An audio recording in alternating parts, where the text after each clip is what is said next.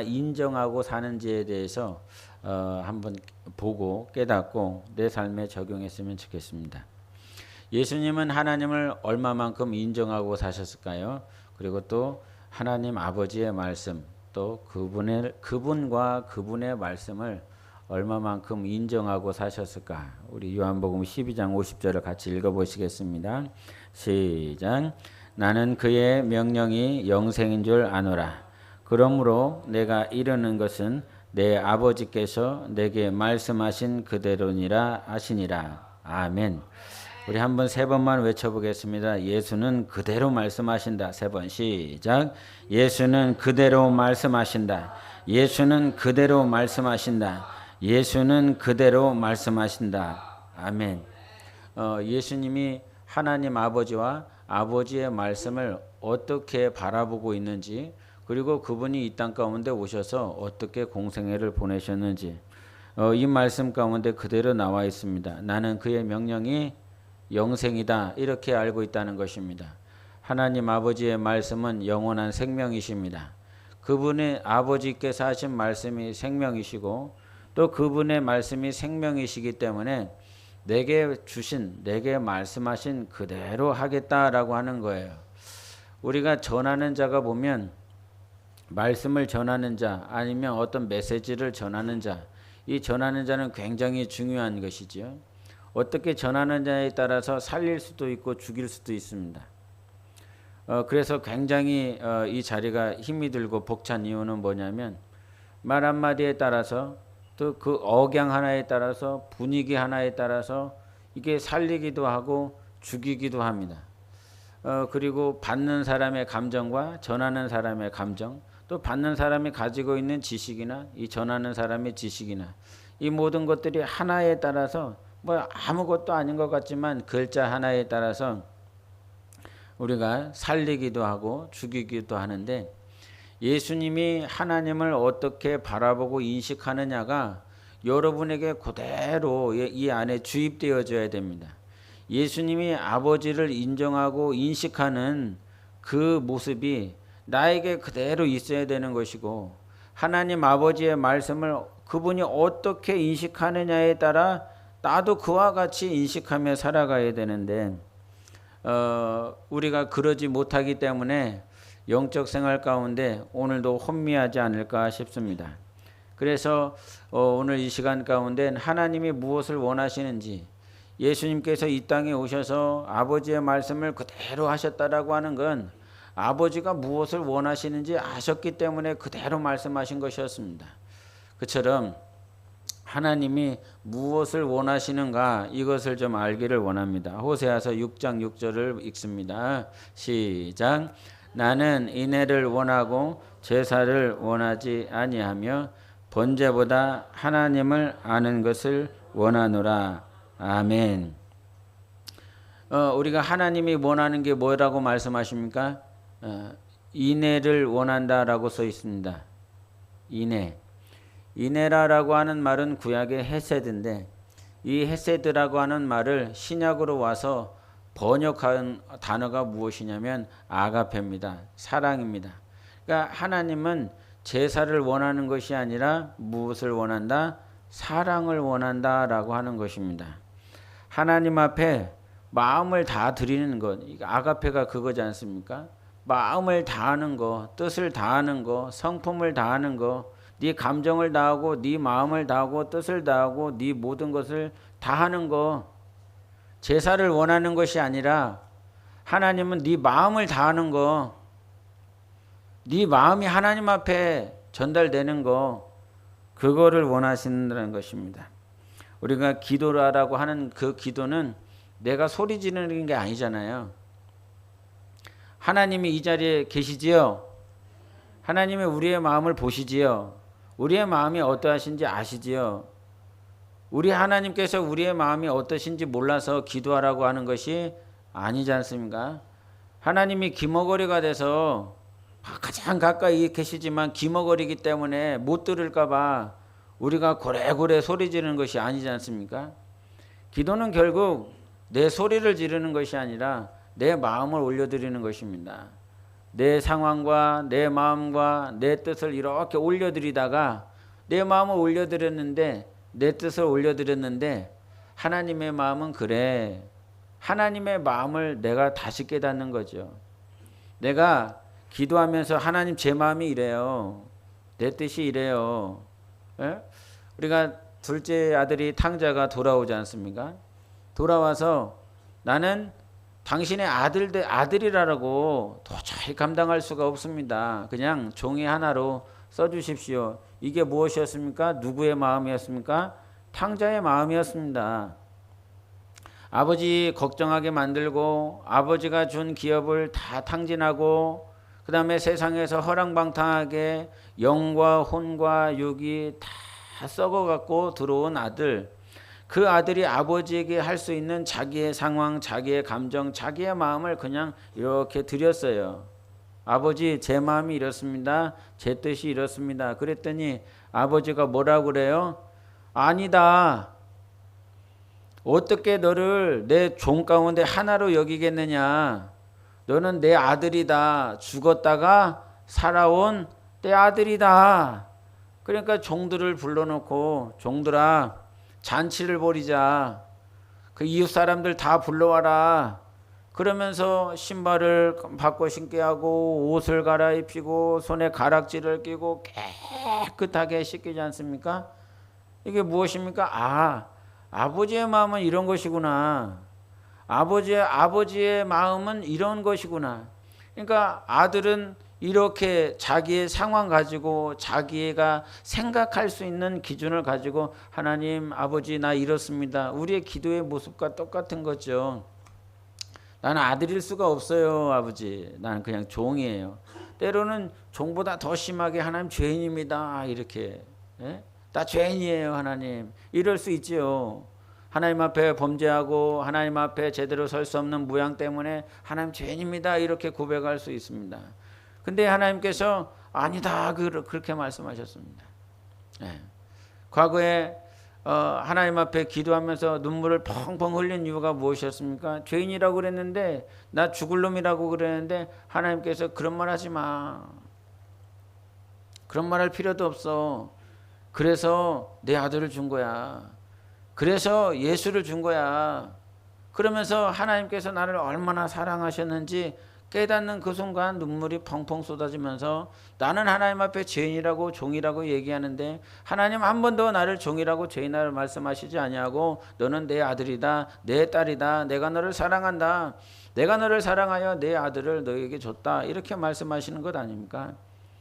하나님의 마음은 무엇이냐면 하나님은 저기서도 말씀하셨지만 하나님이 원하는 거예요. 내가 나의 상황과 나의 처지 막 이렇게 올려드리지만 기도하고 이렇게 하지만 정작 하나님께서 원하시는 것은 무엇이었냐면 나는 뭘 원한다? 인애를 원한다. 하나님은 우리의 마음을 원하십니다. 신앙생활하면서 가장 힘든 게 뭐냐면 마음을 들이지 못할 때입니다. 그러면 가장 좋을 때는 언제입니까? 마음을 드릴 때입니다. 예. 사랑하는 사람이 있잖아요. 뭐 이제 그 상대방이 있는데 그 상대방이 아직 내가 저 사람을 사랑하는지 몰라. 내가 사랑하는지 몰라. 근데 내가 저 사람한테 내가 사랑한다라고 말을 했을 때 이 사람이 거절하면 어떡할까? 이 사람은 나는 생각하기도 싫다고 나 싫다고 이렇게 거절하면 어떡할까? 이 거절감에 굉장히 두렵잖아요. 근데 그 실제적으로 얘기를 했더니 그 상처와 거절감이 굉장히 컸다. 그러면 다음에 사랑한다라고 하는 것이 힘이 들고 어렵게 되는 것이죠. 근데 이 마음을 받아줬을 때 내가 너 사랑해 그랬더니 상대방도 나 너 좋아하고 있었다고 나 너 사랑하고 있었다고 그러면 어떻습니까? 얼마나 감사하고 얼마나 기쁩니까? 마찬가지 마음을 올려드릴 때 하나님 앞에 내 마음을 올려드릴 때 찬양을 했는데 마음에 올라가지 않아 내가 기도를 했는데 마음에 올라가지 않아 이것으로 인해서 신앙생활이 그것 때문에 힘든 거지 않습니까? 하나님은 우리에게 마음이 하나님께 마음이 올라가기를 원하십니다. 다른 것 원하는 것이 아니라 찬양 잘하는 것이 아니라 봉사 잘하는 것이 아니라 전도하고 선교 잘하는 거 그거 원하는 것이 아니라 하나님은 인애, 헤세드, 아가페 네 마음을 다하여 하나님 앞에 올라가는 것 그것을 원하십니다. 호세아 시대뿐만 아니라 말라기 시대에도 동일한 말씀을 하시는데 말라기 2장 13절을 보겠습니다. 시작. 만군의 여호와가 1장 13절이에요. 제가 읽겠습니다. 1장 13절. 만군의 여호와가 이르노라 너희가 또 말하기를 이 일이 얼마나 번거로운고 하며 코웃음치고 훔친 물건과 저는 것 병든 것을 가져왔느니라. 너희가 이같이 봉헌물을 가져오니 내가 그것을 너희 손에서 받겠느냐 이는 여호와의 말이니라. 이런 말씀하셨어요. 말라기에 보면 11조 헌물 제사 이런 얘기들이 굉장히 많이 나오잖아요. 근데 1장 13절에 만군의 여호와가 이르노라 너희가 또 말하기를 계속 얘기했던 거예요.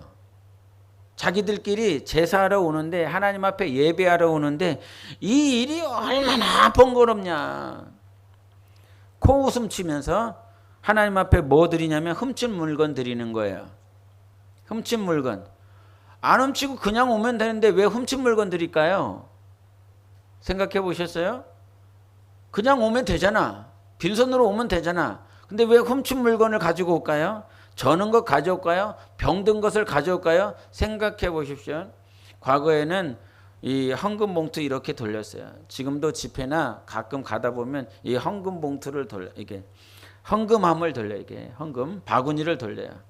그럼 그 헌금 바구니를 돌리면서 참 신기한 게 그렇대잖아요. 한 교회가 이렇게 시험을 해봤대요. 헌금 바구니를 돌려서 헌금을 거둘 때와 헌금 바구니를 돌리지 않고 헌금을 계수해봤대요. 여러분 생각에 헌금 바구니 돌리면 많이 나올 것 같아요? 헌금 바구니 안 돌리면 많이 나올 것 같아요? 헌금 바구니 돌릴 때만. 왜 그렇다고 생각해요, 여러분? 누구를 의식하고 있는 거예요? 옆에 사람들을 의식하는 거예요. 아, 저 사람이 나를 어떻게 생각할까? 어떤 식으로 집사라고 그러더만 권사라고 그러더만 헌금도 준비하고 오지 않았네. 이런 식으로 생각할까 봐 똑같은 것입니다. 훔칠 물건 왜 가지고 오는 거야? 저는 거 왜 가져오는 거야? 병든 거 왜 가져오는 거야? 아, 그래도 집사인데 헌금은 해야지. 그래도 직분자인데 헌금은 해야지. 근데 마음속에 어떤 마음은 있냐면 겉으로는 훔친 물건을 드리고 저는 것을 드리고 병든 것을 이렇게 드리고 있어요. 뭐는 있어요? 제사는 있어요. 제사는 있지만 뭐가 없어요? 인애가 없는 거예요. 인애가 없는 거예요. 여기서는 뭐 어떻게 표현하냐면 얼마나 한 번만 한 게 아니에요. 두 번만 한 게 아니에요. 또 계속 하고 있는 거예요. 마음속에. 이런 마음들이 벗어지시기를 바랍니다. 너희가 또 말하기를 이게 얼마나 번거로운가 그러면서 코웃음을 친다는 거예요. 근데 이거를 누가 말씀을 하고 계세요? 누가 너희들에게 말씀하고 있어요? 누가? 하나님이라고 표현하지 않고요. 만군의 하나님이라고 그래요. 만군의 하나님이 내가 너희들에게 말한다. 만군이 무슨 뜻일까요, 여러분? 만군을 영어로 찾아봤더니 The Lord Almighty예요. 주 전능하신 하나님, 전능자. Almighty는 전능자거든요. 이 전능자를 어디에서 찾아보면 캠브리지 영어 사전에서 이렇게 정의를 하더라고요. 들어보세요. Having the power to do everything. 무슨 뜻이요? Almighty가요.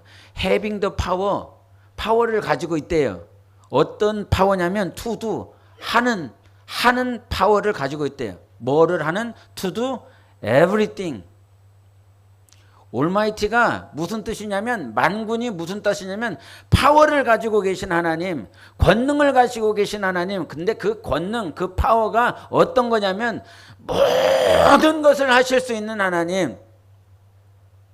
그 하나님께서 그러니까 뭐든지 할 수 있다라고 하는 말은 이거를 뭐 훔친 거, 저는 거, 병든 거 이게 필요한 하나님이에요? 필요하지 않는 하나님이세요? 이거 자체가 필요 없는 하나님이세요. 모든 것을 다 하실 수 있어요. 지금 하나님께서 금으로 말씀하셔. 금 가져와라 말씀하면 금이고, 보석으로 말하면 보석으로 말씀하시면 보석이 생기는 것이고, 인간이 무엇을 가져옴으로 인하여 영광 받으시는 분이 아니라는 것입니다. 하나님은 하나님 스스로 영광이세요. 그래서 이 영광이시기 때문에 다른 것이 필요하지 않아.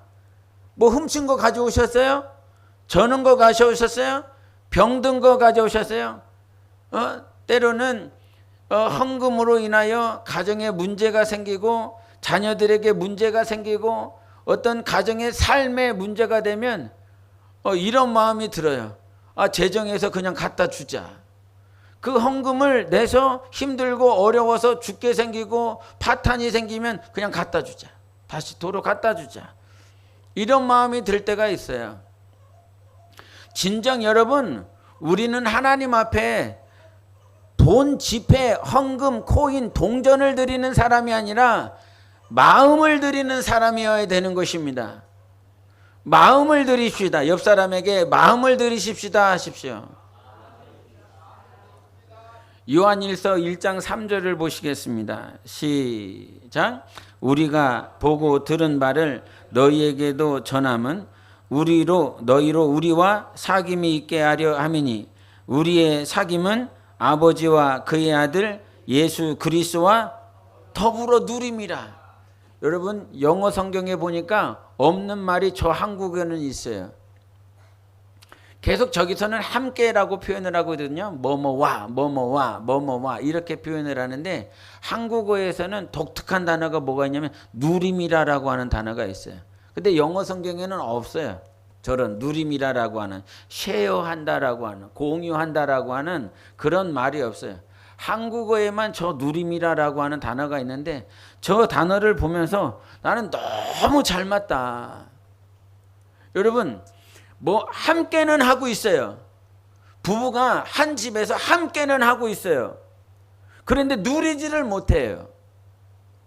그 가정에서 함께 사는 그 감사를, 그 기쁨을, 그 행복을 누리지 못한다라고 그런다면 함께 하는 이유가 없는 거잖아요. 근데 그 영어 성경에 보면 with God, with Jesus Christ, 그래서 with 그냥 함께 한다라고만 표현하고 있어요. 우리가 보고 들은 바를 너희들이 하나님과 예수 그리스도와 함께 하기를 원한다, 이렇게만 표현하고 있다고요. 근데 한국의 성경에는 뭐라고 한다고요? 아버지와 예수 그리스도와 더불어 함께 누리려는 거예요. 함께 하고 있지만 오늘도 하나님이 우리와 함께 계시는 줄 믿습니다. 이 자리 가운데 함께 계십니다. 그런데 어떤 영혼은 함께 계시며 그 하나님의 사랑과 생명과 은혜와 평안을 뭐 한다고요? 누린다고요. 아들은 어떤 자입니까? 아버지가 가지고 있는 그 권세와 권능을 누리는 자입니다. 왕자들이 있습니다. 아직 비록 왕이 되지 못했지만 자기 아버지가 왕이기 때문에 어디 안에 삽니까? 궁궐에서 살지 않습니까? 궁궐에서 공급하여 주는 것들을 뭐하고 삽니까? 누린다라고 하는 것입니다. 하나님은 우리 삶 가운데 누림이 이루어지기를 원하는 거예요. 누구와 함께요? 하나님과 함께요. 우리는 하나님과 함께, 저 사귐을 얘기하잖아요. 우리와 사귐, 우리의 사귐은 결국 뭐 하는 것? 하나님과 함께 누리는 것이라 이 말입니다. 하나님은 무엇을 원하신다? 인애를 원하신다. 사랑을 원하신다. 마음을 원하신다. 이 모든 것들이 사귐으로 성취되는 것입니다. 제사를 드리는 것을 원하는 것이 아니라 하나님은 오늘 하나님이 우리와 사귀기를 원한다는 것입니다. 내 거를 누려 아들아. 아버지와의 관계가 누릴 때, 아버지와의 관계가 형통하고 원만할 때 아버지의 것도 누릴 수 있는 것입니다. 그렇지요? 아버지와의 관계가 안 좋아. 아버지가 하고 원수가 관계가 됐어. 그러면 아버지의 것도 못 누리는 거예요. 누릴 수가 없는 거지요. 분명히 아들이기 때문에 상속자인데도 불구하고 아버지와의 사귐이 없기 때문에 아버지의 것 또한 누릴 수가 없는 것입니다. 중국에서 선교사라고 하는 이름으로 활동하다 말고 한국에 들어왔을 때 거할 곳이 없잖아요. 한국에 거처가 없으니까 이게 오다 보면 보통 어머니 집에 있는데, 근데 이제 지방으로 이렇게 내려가게 되면 그 지방에서 예배가 끝나고 나면 보통 교회 직분자들이 이제 제가 이제 서울로 올라가기가 그래서 저한테 이제 자기 집을 이렇게 내어주실 때가 있어요. 그러면 뭐 편하죠, 좋죠. 저하고 저희 사모만 이렇게 가서 거할 수 있도록 이렇게 집 전체를 이렇게 내주시거든요. 간식도 사다 주시고 필요한 것도 이렇게 해주시고 해서 다 공급을 해주시고 그날 하루 편안하게 잘 수 있도록 공급을 해주세요.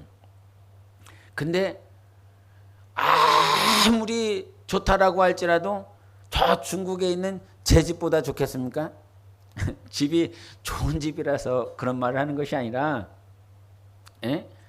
여러분 집이 누구 집이 제일 편해요? 내 집이 제일 편해요. 내 집만큼 편한 곳이 없어요. 제가 그 속옷 메리아스 입고 속옷을 이렇게 입고 아주 집안에 편한 게 있더니 저희 사모가 저를 쳐다보더니 막 웃는 거예요. 막 웃는 거. 아이, 이 사람이 미쳤나? 갑자기 저를 보고 막 웃으니까 너무 궁금해갖고, 왜 웃냐고. 얘기를 안 해. 계속 웃기만 막 깔깔깔깔 거리면서 막 넘어가요. 계속 웃기만 해. 계속 왜 그러냐고 그랬더니 어느 집이나 가면 다 남자들이 이렇게 똑같이 있다고. 자기 천한 집에 이렇게 가보면 아버지도 저하고 똑같이 있는 거, 메리아스 입고 속옷 입고 아주 편안하게. 왜 그렇게 할 수 있습니까? 제가 여러분 집에 가서 그렇게 할 수 있습니까? 그렇게 할 수 없습니다. 누구 집이기 때문에요? 내 집이기 때문에 그렇습니다. 왜 그러한 복장이어도 상관없습니까? 아무도 뭐라고 할 자가 없기 때문입니다. 내 집이기 때문인 것입니다. 하나님은 오늘 그와 같이 할 수 있음, 그와 같이 누림에 대해서 얘기를 하는데, 그와 같은 누림을 할 수 있는 것은 나에게 뭐라고 질책하거나 판단하거나 그럴 사람이 없는 거예요. 다 수용하고 포용하고 사랑하고 그것을 이해할 수 있는 사람들로 가득 찼기 때문에 그것이 누림이 되는 것입니다. 하나님은 누리라고 말씀하고 계세요. 나와 함께 누리자. 그러면 무엇을 누리자는 거예요? 가장 우선적으로 무엇을 누리자고 하는 것입니까? 하나님의 마음을 누리려는 거예요. 그리고 너에게 하나님은 우리의 마음을 원하시는 것이고요. 그런데 우리는 어느 순간 정말 내가 내 마음을 드리고 있는 것인가? 첫째 계명이 무엇입니까? 너는 네 마음을 다하고 뜻을 다하고 성품을 다하고 주 너의 하나님을 사랑하라는 거예요. 사랑이 무엇입니까? 그럼 마음인 것입니다. 마음인 거예요. 그런데 우리는 그렇잖아요. 마음과 행동이 다를 때가 있지요. 안 그렇습니까? 이게 무엇입니까? 성경에서 말을 하는 외식입니다. 훔친 물건을 가져왔습니다. 근데 마음은요, 어떤 마음을 가지고 있습니까? 번거롭다라고 하는 마음을 가지고 있습니다. 코웃음을 치고 있습니다. 누구에게요? 만군의 하나님께요. 모든 것을 다 할 수 있는 하나님 앞에 병든 것, 훔친 것, 저는 것 가져와서 코웃음 치면서 꼭 이래야 되냐고. 우리도 그렇지 않아요? 꼭 주일 전에 이게 헌금을 해야 되냐고. 요즘은 아주 편해졌지 않습니까? 그냥 인터넷으로 송금하고 계좌하고 이렇게 보내요. 옛날에는 다 들고 왔잖아요. 그리고 옛날에는 목사님들이 이 돈을 이게 헌금을 가지고 와야 되니까 이 헌금을 이 주머니에서 내가 꼭 꼬기적 되는 무슨 어디서 나왔는지도 모르는 출처불문의 이 돈을 헌금 방부제에다 넣는 것이 얼마나 보기 싫었던지 계속 강조했습니다. 좀 전날 이게 다리미로 좀 다리고 가져와라. 그러면서 말라기에 있는 요 말씀을 참 많이 강조하셨습니다. 하나님이 그런 하나님이시냐? 하나님 그런 하나님이 아니시라고 계속 가르쳤습니다. 요즘은 꼬깃꼬깃한 헌금 가져올 필요도 없고 그냥 인터넷으로 하면 됩니다. 근데 인터넷으로 하는 것도 때로는 불편해하고 때로는 힘들어하고 꼭 이렇게만 해야 되는 것이냐고, 헌금은 해야 되는 거냐고까지 갑니다. 여러분, 오늘 우리는 하나님의 말씀을 어떻게 인식하고 있습니까? 하나님의 말씀을 얼마만큼 존중하고 있습니까? 예수 그리스도는 하나님의 아들이십니다. 그 하나님의 아들마저도 하나님 아버지의 말씀을 이 십자가의 메서도 끝까지 지켜야만 되는, 반드시 지켜야 되고 반드시 순종해야 될 생명의 말씀으로 인식했습니다. 하나님의 말씀은 생명입니다. 이렇게만 인식하면 정말 여러분 영혼 안에 하나님의 말씀은 생명이야. 이렇게 인식하여 산다라고 그런다면 우리 안에 예수님께서 요한복음 10장 10절에 내가 온 것은 양으로 생명을 얻게 하고 더 풍성히 얻게 하려 하십니다. 이것이 성취될 줄 믿습니다. 하나님의 말씀은 생명이다. 생명이다. 이건 살린다는 것 아닙니까? 믿으면 산다. 이 말씀대로 살면 산다. 에? 왜 의사 말을 우리가 존중할 수밖에 없습니까? 나보다 이 육체에 대해서 어떻게 하면 빨리 낫는지에 대해서 잘하니까, 지식을 가지고 있고 그렇게 수술도 할 수 있고 약도 제조할 수 있고 어떻게 생활을 하면 빨리 나을 수 있는지 나보다 더 잘하니까 그러는 것 아닙니까? 만약에 의사가 나보다 잘 몰라. 그래서 옛날에는 돌팔이라고 그랬잖아요. 돌팔이. 네? 막 밖에 옛날 중국에 가보면 중국 시장에 이게 의사 같은 사람이 하나가 있어요. 의사 같은 사람이. 그래갖고 딱 뭐 하는 사람이 옆에서 딱 보면 이 치과 이를 다루는 사람이에요.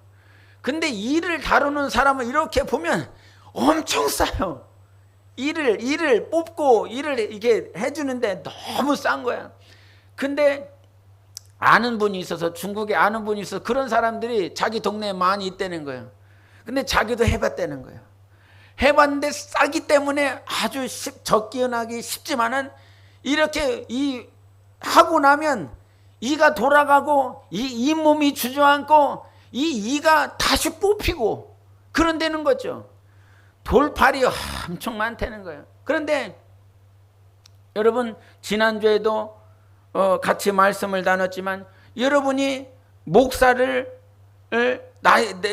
여러분의 교회, 정말 이 목사를 선택해야 된다라고 그런다면 여러 가지 조건이 있겠지만 다 좋은 것을 찾지 않겠습니까? 목사의 설교, 목사의 인성, 목사의 달란트, 목사의 재력, 목사의 지식, 다 좋은 것, 최상 A2 뿔, 그런 목사를 찾지 않겠습니까?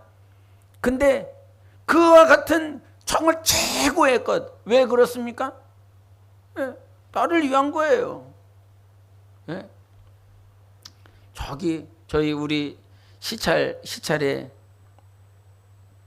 목사님하고 대화할 기회가 있었는데 대뜸 저한테 하는 소리가 우리 교회에 누가 사람이 오겠냐고 이러는 거예요. 우리 교회, 당신 교회를 얘기를 하면서 우리 교회에 누가 오겠어 사람이.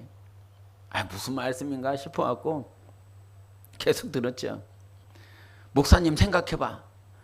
목사님 같으면 목사님 아들을 우리 교회 같은 데 보내겠어?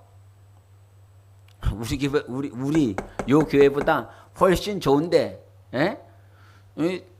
지하 1층에 예배당이 있고 지상 3층으로 사택이 있고 교육관이 있고 뭐 있고 이렇게 있어요. 그럼 우리보다 낫잖아요? 우리 교회 안 나요? 우리 교회가 낫죠? 할렐루야. 그래요. 우리 교회 나야지. 근데 그 목사님이 그러는 거예요. 우리 교회 누가 오겠냐고. 예? 목사님 같으면 목사님 아들을 우리 교회 보내겠냐고. 나 같으면 우리 아들을 저 큰 교회 보내지 이 조그만한 교회 안 보낸다고. 예? 큰 교회 가봐. 시스템 잘 되어 있지. 복지 좋지. 문화 좋지. 누릴 것 많지. 예? 얼마나 좋아. 거기로 보내지. 뭐 여기로 누가 보내겠어. 그러면서 한마디 하시더라고요. 내가 옛날에는 어떻게 했는지 알아? 예배 드리다 말고 졸고 있는 것들이 있으면 권사 일어나. 그래갖고 뒤에 갖고 두 손 들어. 두 손 들으면서 예배를 드렸대요. 할렐루야. 그래서 제가 목사님 저도 그러고 싶을 때 많아요. 그런데 그렇게 못하고 살아요. 그랬더니 권사가 들어가갖고 두 손 들고 예배를 드리대요. 두 손 예배 드리고 딱 끝나고 나서 목사님 죄송해요. 그런데 예? 그리고 예배 11시가 딱 되면 야 저기 문 다 닫아. 그럼 다 닫아버린대. 11시가 지나면 다 닫아버린대. 그래놓고 늦게 오는 사람들은 저 유아실 저 뒷구석 가갖고 저기서 들으라고 그러면서 스피커 하나 틀어주고 예배드리게 하고. 옛날 그렇게 했대요. 그러면서 자기 자신을 얘기했다는 거지. 아, 진짜 무식한 목사였다고. 진짜 무식한 목사였다고. 그렇게 하는데도 와서 예배를 드려주는 성도들. 누가 지금 두 손 들고 가서 예배 드리라고 하면 오겠어. 누가 11시에 문 닫아버리고 유아실 가서 예배 드려라 그러면 누가 오겠어. 그런데도 그렇게 했는데도 그렇게 와갖고 예배 드리고 헌금해주고 찬양해주고 기도해주고 그렇게 살았어. 나 같으면 내 자식 우리 교회 안 보내는데 그렇게 성도들이 와갖고 그렇게 해주더라고. 그러니까 그냥 사랑만 해. 이런 얘기 하더라고요. 할렐루야. 좋아요? 네, 그게 정답이더라고요. 사랑만 하는 거. 그러니까 뭔 얘기를 하고 싶었냐면 세상에 정말 가장 좋은 것을 찾을 수밖에 없어요. 사람은 가장 좋은 것을 찾을 수밖에 없어. 목사도 자기 입맛에 맞는 목사, 교회도 자기 입맛에 맞는 교회. 가장 선호하는 교회가 첫 번째 1순위가 어느 교회 같아요, 여러분? 지금 한국교회 성도들이 가장 선호하는 교회 1등 뭔 것 같아요? 집에서 가까운 교회. 집에서 가까운 교회. 교회가 너무 많으니까. 그러니까 자기의 편의에 의하여 자기가 편리한 게 우선인 거야. 예? 근데 지금 막 멀리서 오셨죠? 멀리서 오셨나? 예? 여러분, 우리가 이와 같이 편리, 자기가 가장 좋아하는 거, 그것을 지금 찾아가는 것이 아니라 내 마음을 드릴 수 있는 신앙생활을 하라는 것입니다. 오늘 본문 말씀에 누가 등장합니까? 여러분이 잘 아는 사울왕 등장하잖아요. 근데 그의 삶 가운데에서 지금 하나님 앞에 마음을 드리는 것보다, 자기의 마음을 드리는 것보다 지금 무엇에 온 마음이 빼앗겨져 있는 것이지요? 자기가 원하는 거. 자기가 투뿔, A3뿔이라고 생각하는 거. 그 A2뿔, A3뿔이 무엇이었습니까? 사무엘상 15장 15절 성경을 펼치셔서 보시겠습니다. 사무엘상 15장 15절을 같이 읽어보시겠습니다. 시작. 사울이 이르되 그것은 무리가 아말렉 사람에게서 끌어온 것인데 백성이 당신의 하나님 여호와께 제사하려 하여 양들과 소들 중에서 가장 좋은 것을 남기며 그 외의 것은 우리가 진멸하였나이다 하는지라. 사울은 지금 무엇을 보고 있습니까? 가장 좋은 것을 보고 있습니다. 아마 우리도 어떤 신앙생활이라고 말을 하지만 가장 좋은 것을 원할 수 있습니다. 그런데 가장 좋은 것에게 마음을 빼앗기는 것이 아니라 오늘 정말 하나님이 무엇을 원하시는지에 대해서 여러분의 마음이 빼앗겨지기를 원합니다. 하나님이 원하시는 것에 마음을 드리는 것, 자기가 원하는 것에 마음을, 우리 19절도 보시겠습니다. 19절, 15장 19절입니다. 시작. 어찌하여 왕이 여호와의 목소리를 청종하지 아니하고 탈취하기에만 급하여 여호와께서 악하게 여기시는 일을 행하였나이까. 아멘. 여기서 무엇에 급하고 있습니까? 탈취, 무엇은 안 하고요? 목소리를 청종하지 아니하고 무엇에만 지금 마음이 급하고 있습니까? 탈취하는 것에만 급하고 있다라고 하는 거예요. 근데 이 급하다라고 하는 말씀은 뭐냐면 계속 거기에 따라가는 거고 있어요. 지금 사울 왕은 뭐라고 얘기합니까? 하나님 앞에 좋은 것으로 제사하고 싶다고 얘기를 하고 있어요. 그런데 진짜 마음은 무엇입니까? 그 탈취하고 그것에 대하여 탈취하고 싶은 마음에 이것이 급한 거죠. 저 전리품에 자기의 온 마음을 다 빼앗겨져 있는 거예요. 본래 성경 문맥을 보면 사울은 하나님 앞에 제사하고 싶은 사람이 아니었어요. 어디서 알 수 있냐면 15장 12절을 보시겠습니다. 15장 12절을 같이 읽겠습니다. 시작.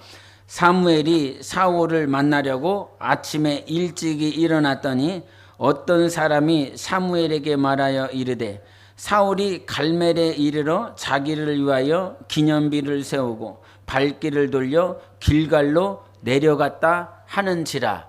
아멘. 어디로 내려갔습니까, 여러분? 지명이 좀 보이십니까? 어디로 내려갔습니까? 예, 길갈로 내려갔습니다. 근데 길갈로 가기 전에 어디로 갔습니까? 예, 갈멜산에 갔습니다. 지금 아말렉과 전쟁을 했는데 아말렉은 어떤 곳이냐면 이 이스라엘 가나안 땅 남부 지역이에요. 이 남부 지역에서 아말렉과 전쟁하고 승리하였습니다. 그리고 어디로 갔냐면 갈멜은 이 지중해 이쪽 서해안, 가나안 서해안 쪽에 이 지중해 라인에 있는 우뚝 솟은 산이에요. 서해란 말이에요. 그러니까 여기서 싸우고 어디로 갔냐면 저 갈멜산으로 간 거예요. 우뚝 솟은 그 산에 뭘 세우고 싶어서요? 자기의 기념비 세우고 싶어서요. 그 기념비 세우고 난 다음에 어디로 갔습니까? 길갈은 어디입니까?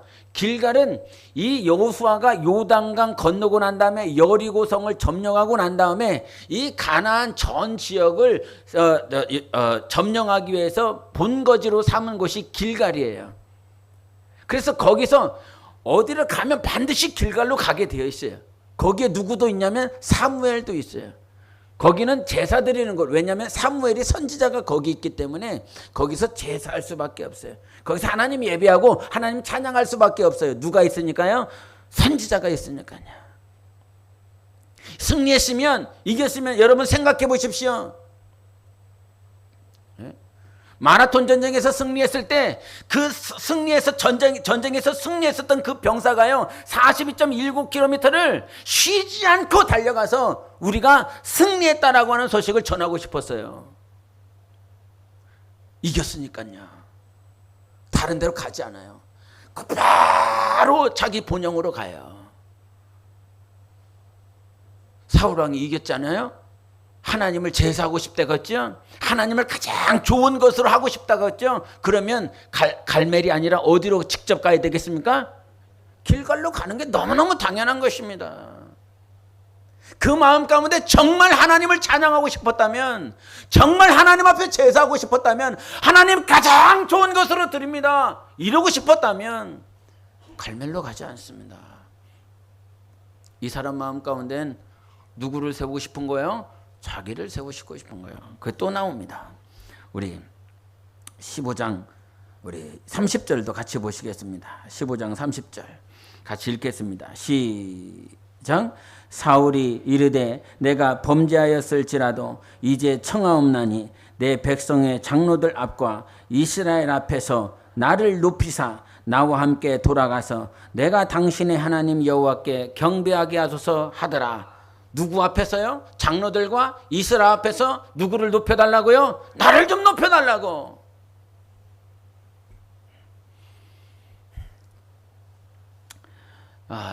지지난 주간부터 안창호라고 하시는 분 들어보셨습니까? 역사 속에 있는 안창호 선생님 말고요. 안창호 헌법재판소에서 이 재판관을 하신 분이었습니다. 근데 그분이 이번에 국가인권위원장이 되시는 과정 가운데서 청문회를 했습니다. 그 청문회 장면을 한번 우리가 같이 영상을 보고 싶은데 거기에 누가 등장하냐면 그 청문회하는 국무위원이 등장해요. 근데 더불어민주당의 의원하고 이렇게 질의응답하는 그 시간이 있습니다. 그 시간 가운데서 어떤 얘기하는지 한번 이렇게 같이 봤으면 좋겠습니다. 자, 이어서 질문을 좀 한번 크게 해주세요. 이어가서 드리도록 하겠습니다. 차별금지법이 동성애에 대해서 긍정적인 환경을 조성해서 교회를 혐오하게 만들고 교회가 차별금지법 때문에 동성애 죄성을 지적하는 걸 못해서 위축이 되면 공산주의자 그람시의 바람대로 가정, 교회 및 국가 공동체의 변질과 해체의 원인이 돼서 공산주의 혁명으로 가는 긴 행진의 수단이 될 수 있다는 우려를 하시고 계시는데 공산주의 혁명이 우리나라에서 성공할 가능성 몇 % 정도로 보십니까? 저는 거기에 대해서 우려를 표명했을 따름입니다. 아니 그러니까 그 말씀은 공산주의 혁명 우리나라에서 일어날 수 있다는 전제가 있는 거 아닙니까? 검사도 하셨으니까 아실 텐데 우리나라에서 지금 공산혁명이 가능한 구조입니까? 너무 체제에 대해서 믿지 못하시는 거 아니에요? 이렇게 자유민주주의가 튼튼하게 있는 나라에서 공산주의자가 나올 수는 있겠지만 공산혁명이 된다? 이렇게 생각하신 건 좀 과도한 주장 아니십니까? 개인적으로는 창조론도 그렇고 진화론도 그렇고 단순한 믿음의 문제로 생각을 하고 있습니다. 과학적인 증거보다는 믿음의 문제로 생각하고 있기 때문에 개인적으로는 양자에 대해서 같이 가르쳤으면 좋겠습니다만은 제가 그거를 학교에서 어떻게 해야 된다 이런 위치에 있지도 않을 거고요. 인권위원장이 되더라도 그렇기 때문에 그거는 제 영역의 바퀴라고 생각을 합니다. 다만 아까도 말씀드렸습니다만은 제 종교적 이런 신념이 인권위의 객관성을 훼손시키지는 않을 겁니다. 두 번째, 차별금지법이 공산혁명이라고 지적한 이유는 첫째, 공산주의자들 중에 소위 말하는 네오마르크시스트들 중에는 바로 이런 얘기를 하는 사람이 있습니다. 동성애는 사회주의 혁명, 공산주의 혁명의 중요한 핵심적 수단이다. 동성애를 뭐라고 얘기를 했냐면 사회주의 혁명의 도구라 그랬어요. 근데 저들은 이게 저분이 헌법재판소 재판관이었어요. 그리고 창조론에 대해서 굉장히 신뢰를 하고 있는 크리스찬이에요. 그리고 지금 지금 사회에서 싸우고 있는 어떤 영적 전쟁의 흐름을 지금 주도하시는 분으로 지금 사용받고 있는데 지금 저 의원은 더불어민주당 의원이거든요. 제가 정치적인 얘기 잘 안 하죠. 제가 정치적인 얘기 잘 안 하는데 정신을 좀 차리고 좀 투표를 좀 하세요. 진짜 정신 좀 차리세요. 되게 자꾸 빨간색하고 파란색 얘기하면 안 되는데 파란색 쪽에서 뭘 자꾸를 얘기하냐면 차별금지법을 얘기를 해요. 이 말이 결국은 어디로 가냐면 이게 공산주의 쪽으로 가는 거예요. 이 동성애를 통해서 무엇을 얘기를 하지 못하게 하냐면 진리를 말하지 못하게 합니다. 이제 뒤에도 이제 얘기가 나올 건데 동성애와 관련해서 계속 이렇게 한번 들어보세요. 동성애는 사회주의 혁명, 공산주의 혁명의 중요한 핵심적 수단이다. 잠시만요.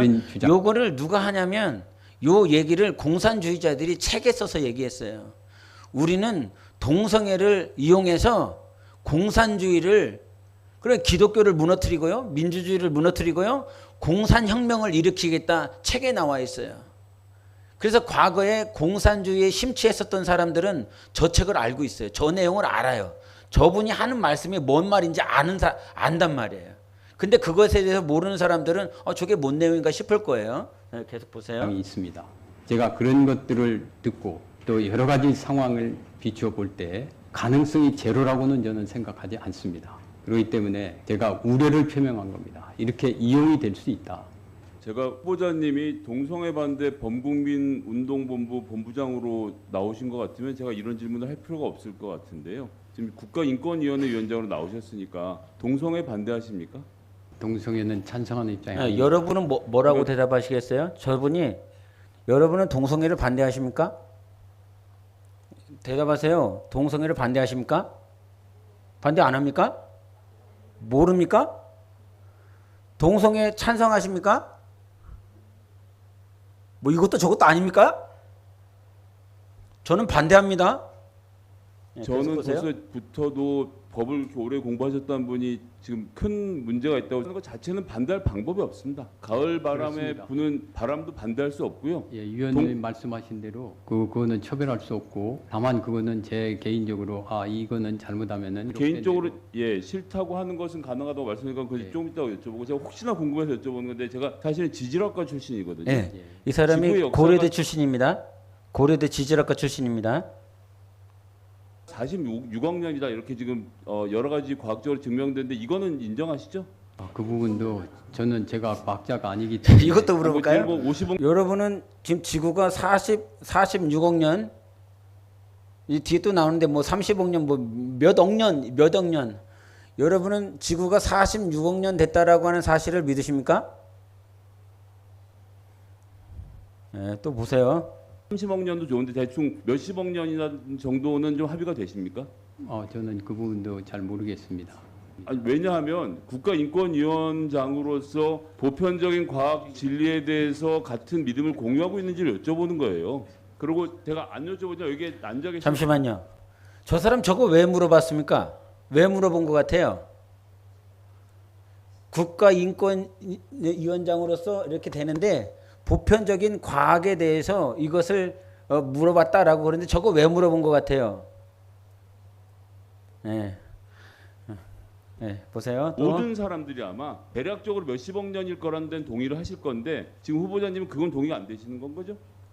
동의를 안 한다 이렇게 답변드릴 수 없습니다. 그럼 어떻게 답변하실 건데요? 여하튼 그 부분은 과학의 영역이라고 할 수 있다고 하면은 과학의 영역이기 때문에 제가 모르는 상황에 대해서 저도 제가 땅을 파보진 않았으니까 교과서에 그렇게 네, 나오니까 스톱. 자, 이거 한번 같이 읽어볼래요? 보이세요? 자, 읽어보세요. 시작. 제가 땅을 파보지 않았으니까 교과서에 그렇게 나오니까 믿는 거거든요. 그렇게 알고 여러 가지 논쟁을 통해서 저 사람은 어떻게 믿었대요? 네, 교과서에 나와 있다니까 믿는 거예요. 저 사람 출신이 어디라고요? 고려대학과 지질학과 출신이에요. 근데 뭐 어떻게 믿는다고요? 저 사실을 책에 나와 있으니까 믿는다는 거예요. 또 보세요. 믿는 거거든요. 그렇게 알고 여러 가지 논쟁을 통해서 저는 그 부분에 대해서 그래서 그것도 신앙의 문제다. 자기의 믿음의 문제다. 이렇게 생각을 합니다. 원래에서 보건법률가회 취지문에도 나와 있지만 동성 성행위가 이제 악행이 만연해 있다 이런 입장이라서 지금 혹시 동성애는 선이 아니고 죄악이라고 생각하십니까? 저는 동성애자에 대해서는 사랑의 마음을 가져야 된다고 생각합니다. 아니요, 동성애에 대해서 여쭤봤습니다. 동성애에 대해서는 죄악이라고 생각하시죠? 여러 가지 문제점이 있다고 생각을 합니다. 그러니까 성경에 나온 여기 있어. 남색하는 성경에 나오는 남색하는 자는 죄다라고 하는 말씀을 믿으신다는 거죠? 예, 여러분 믿으십니까? 대답을 안 해 왜? 남색하는 것이 죄다 믿으십니까? 예, 보세요. 자는 지금- 죄다라고 한 말씀을 믿으시는 건 거죠? 지금 죄악이라는 표현은 기독교적인 관점에서는 이렇습니다. 사람은 원죄론을 가지고 있습니다. 모든 사람은 죄인입니다. 그래서 후보자님은 이성적으로 비판할 수 있어야 된다. 성소수자에 대해서도. 그렇습니다. 그러면 성적 소수자의 행위 중에 비판받을 만한 것이 무엇이 있는지 한번 구체적으로 예를 그거는 들어주시겠습니까? 제가 계속 거론하지 않지만 거론하는 게 그렇습니다. 나오시는 대로 에이즈와 동성애가 상관관계가 있다. 이런 건 과학적으로 좀 주장할 수 있어야 된다고 생각하시는 거죠? 그렇습니다. 동성애가 에이즈를 유발한다. 이제 이런 주장을 하시는 건데 T3번 좀 한번 보여주실까요? 자, 국가인권위원회에서 발행하는 혐오 표현 리포트에 사실관계를 있는 그대로 명시하고 있는 경우라도 대상 집단에 대한 부정적인 관념과 편견이 개입된 저거는 혐오 이해를 표현이 못 되는 하실 것 경우가 같아서 조금 있어서 풀어줄게요. 맥락을 저거는 지금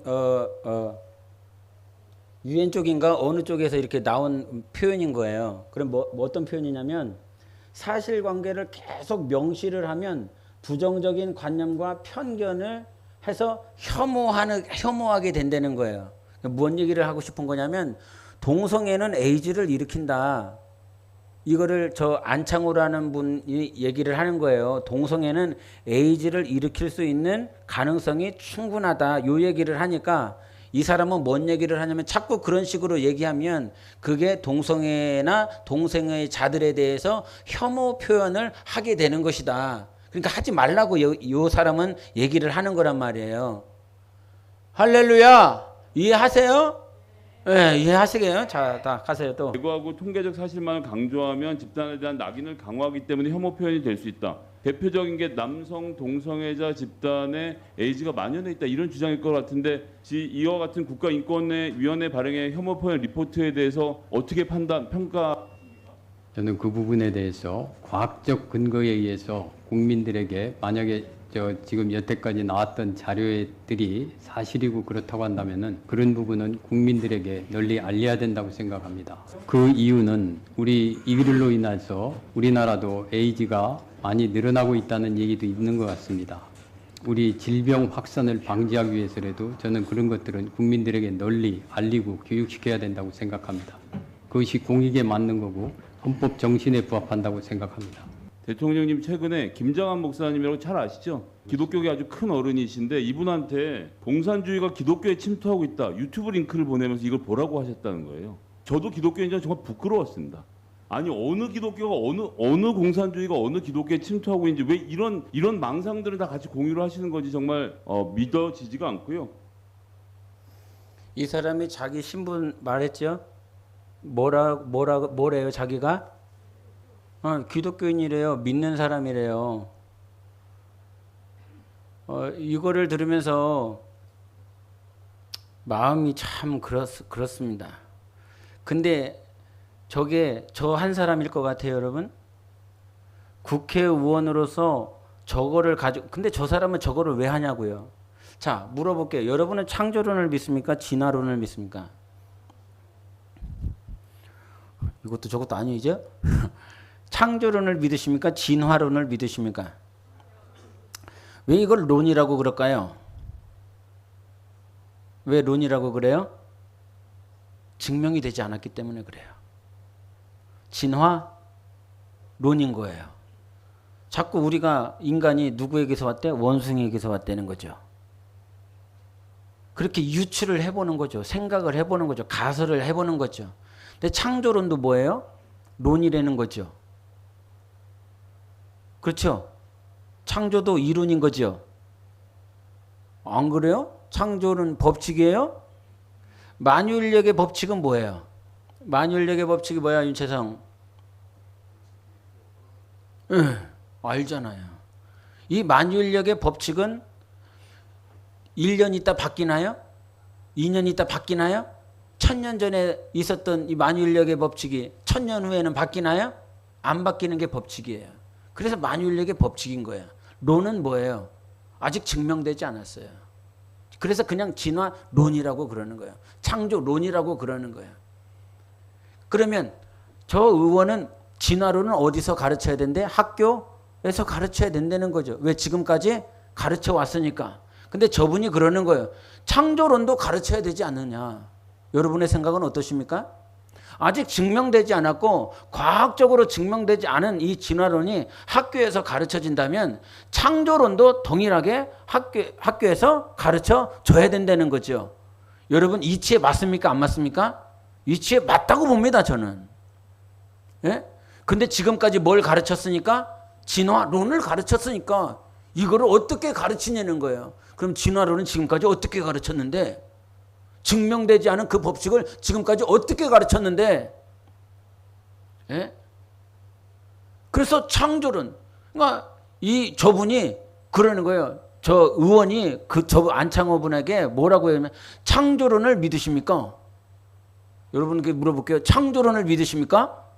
나는 창조론을 믿습니다.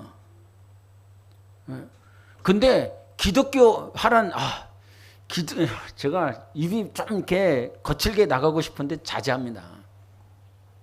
기독교 신자라고 하지를 말던가. 근데 왜 저렇게 하는지 아십니까? 왜 저렇게까지 공격하는지 아십니까? 자기가 기독교 신자인데 창조론을 믿는 사람한테 왜 저렇게까지 공격하는지 아십니까? 민주당이 그렇게 얘기하고 있기 때문에 그렇습니다. 정치 색깔 잘 안 내는데 이거는 말해야 될 것 같아서요. 어떤 정치의 얘기가 아니라 신앙의 얘기입니다. 창조를 믿느냐, 진화를 믿느냐, 그 얘기를 하고 있는 것입니다. 그런데 민주당에서는 그 동성애를 밀어서 이 기독교와 자유민주주의를 공산주의 체제로 말아먹기구나. 그러니까 결국은 누구에게 속해 있냐면 원수에게 속해 있는 것이고 마귀에게 속해 있는 것이고 복음이 복음되지 못하도록 만드는 것입니다. 왜 그렇게 얘기하고 있냐고요. 왜 저 사람이 저렇게 얘기하고 있느냐고요. 자기들이 가지고 있는 이론을 이 땅에 펼쳐내기 위한 것입니다. 왜 이것과 지금 이 얘기를 했냐면요. 사울 얘기를 하다 한 거예요. 왜 너는 가장 좋은 것을 하나님 앞에 드리고자 하느냐. 겉과 속이 다른 거지요. 우리가 하나님의 말씀을 사무엘이 사울에게 다 죽이세요. 다 죽여야 됩니다. 이건 누구의 말이니까? 하나님의 말씀이니까. 좋든 싫든 하나님의 말씀이니까 그렇게 살아야 되는 거야. 하나님이 명령하셨으니까. 아브라함이 이삭 바치잖아요. 아브라함이 이삭 바치면 뭐 좋은 게 뭐가 있습니까, 여러분? 생각해 보셨습니까? 아브라함이 이삭 바쳐서 좋은 게 뭐가 있습니까? 사례는 쭉 울고 있지 않겠습니까? 자기의 상속자가 사라졌기 때문에 아브라함은 평생 한이 될 것입니다. 상속자가 사라지고 그렇게 사랑하는 아들이 없어졌으니 자기 가정에, 자기 공동체에, 또 자기 삶의 미래에 아무것도 좋은 게 없습니다. 그런데 왜 순종합니까? 하나님의 말씀이니까요. 말씀이니까 순종하는 것입니다. 우리가 예수께서 아버지의 말씀이니까 순종하시는 거잖아요. 이 땅에 오셔서 예수 그리스도가 이 땅에 오셔서 이 땅에 오셔서 계속 핍박받고 침뱉당하고 십자가에 죽으셔야 되고 온갖 모진 고난을 받으셔야 되고 그런 삶인데 왜 예수께서 이 땅에 성육신 하셨습니까? 아버지의 말씀이니까요. 아버지의 뜻을 이루셔야 되니까요. 저 안창호라고 하는 저분은 저도 잘 몰랐는데 이번에 이렇게 청문회 하면서 정말 대단하신 분이시다. 보통이면 자기 신분 가립니다. 예수 믿는다라고 하는 거, 하나님을 믿는다라고 하는 거, 하나님의 뜻대로 살자라고 하는 이런 건 말하지 못합니다. 제가 청문회를 많이 봤지만 저분처럼 하시는 말씀, 저렇게 말씀하시는 분은 제가 보다 처음 봅니다. 우리의 신앙이 저래야 되지 않겠습니까? 겉과 속이 다른 신앙이 아니라 진짜 하나님 앞에 마음을 드리고 내가 순종하는 이유가 하나님의 말씀이기 때문에 내가 오늘 하나님의 뜻대로 살고 싶은 것은 이 말씀이 하나님의 말씀이기 때문에. 그런데 사울의 모양은 달랐잖아요. 오늘 그와 같이 제사를 드리러 가는 거, 예배를 드리러 가는 이유는 누구를 위함이었습니까? 자기를 위한 것이었습니다. 나를 높여달라고, 나를 위해 달라고. 갈멜에 왜 가? 갈멜에 뭐하러 가는데? 자기 기념비 세우려고. 여러분, 오늘도 하나님의 말씀을 정말 인정하시기를 예수 이름으로 축원합니다. 하나님의 말씀을 인정하십시오. 하나님 말씀과 같이 대하라. 그것이 요한복음 1장 1절이지 않습니까? 하나님이 하나님의 말씀이셨다. 말씀이 하나님이시다. 이것이 우리가 믿는 것 아닙니까? 아직 하나님이 창조를 하셨는지 과학적으로 이건 입증할 수가 없습니다, 여러분. 영원토록 입증할 수가 없습니다. 그래서 히브리서에 말씀하시는 거예요. 오직 믿음으로만 가능하다고. 이것이 저 주님 앞에 서면 내가 창조했어. 주님이 다 알게 하여 주실 것입니다. 내 말로 다 지었어. 내 말로 다 이루어갔어. 오늘도 여러분 우리 삶 가운데 하나님의 말씀이 이루어가시는 줄 믿습니다. 그 말씀이 역사하는 줄 믿습니다. 정말 살아계신 하나님을 인정하시고 그 말씀을 좀 인식해 보시기를 바랍니다. 내 삶에 이삭을 쳐 죽여야 되고 아파야 되고 고통스럽고 힘들고 어려워도 하나님의 말씀이니까. 왜 순종하는 거예요? 복 받으려고? 왜 순종하는 거예요? 잘 되려고? 왜 순종하는 거예요? 이것 아무것도 아니잖아요. 오늘 순종하는 이유가 그냥 이 이유 단 한 가지였으면 좋겠어요. 하나님이 말씀하셨으니까요. 하나님이 말씀하셨으니까 순종합니다. 이것으로 충분하지 않겠습니까? 무슨 다른 이유를 찾아? 왜 예배를 드려? 하나님이 말씀하셨으니까요. 왜 선교해? 하나님이 말씀하셨으니까요. 왜 헌금해? 하나님이 말씀하셨으니까요. 이것 외에 다른 이유가 뭐가 있습니까? 하나님 말씀이십니다. 나는 그의 명령이 영생인 줄 아노라. 이와 같은 말씀이 이번 한 주간도 여러분 영혼을 붙잡으시고 승리케 하시는 말씀이 되기를 예수 이름으로 축원합니다. 기도하겠습니다. 살아계신 하나님 감사합니다. 정말 예수님처럼 살고 싶습니다. 예수님처럼 닮고 예수님이 행한 대로 말한 대로 다 살고 싶습니다. 정말 예수 그리스도를 닮는 그 일에 오늘 말씀처럼 예수님이 아버지의 말씀을 대하는 저처럼 나도 그렇게 하나님의 말씀을 대하고 싶습니다. 살아계신 하나님, 저 안창호 선생님과 같이 자기의 믿음이 겉과 속이 다른 외식된 믿음이 아니라 진짜 참 믿음을 보이며 세상에 증거한 것처럼 하나님, 우리도 우리 안에 겉과 속이 다른 신앙이 아니라 겉과 속이 같은 신앙이 되게 도와주십시오. 하나님, 오늘 제사를 원하는 것이 아니라 인내를 원한다 말씀해 주셨습니다. 네 마음을 드려라. 네 마음을 하나님 앞에 드려라. 내가 오늘 하나님 앞에 말씀을 드린 그 마음을 드리는 이유, 하나님이 그렇게 말씀하셨으니까.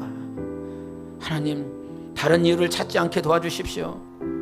이렇게 순종하면 무엇이 복되고 무엇이 잘되고 무엇이 형통하고 이것이 아니라 말씀이니까, 아버지가 하신 말씀이니까 하나님, 다른 이유를 찾지 않게 도와주십시오.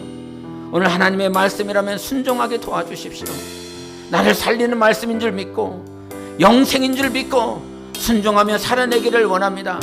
이삭을 바쳐 아파해야 되고 힘들어야 되고 어려워야 될 그 과정이라 할지라도 하나님이 말씀하셨으니까 순종하는 것, 그렇게 살게 도와주십시오. 그렇게 살아낼 수 있도록 도와주십시오. 우리 함께 자기 영혼을 위해서 예수 외치고 기도하시겠습니다. 예수요.